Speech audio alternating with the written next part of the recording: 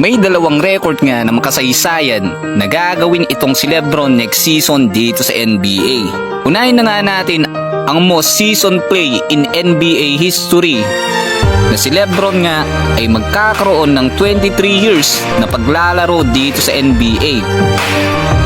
At si Lebron nga lang ang kauna-unahang player na makakatungtong na ganyang katagal dito sa NBA, year 23 para sa number 23. At isa nga yang makasaysayan para dito kay Lebron.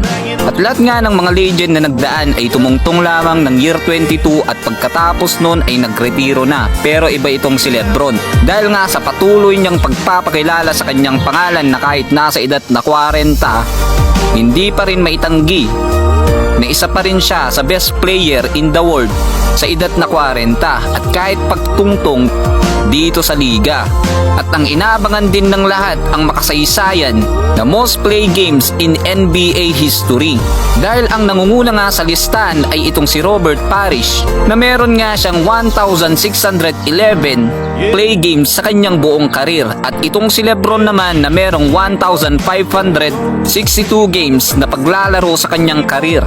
At kailangan na lang ni Lebron ng 60 games para malampasan nga itong si Robert Parrish at makuha ang all-time NBA most playing game in NBA history. At ito ang isa sa pinakamahirap na gawin ng isang NBA player.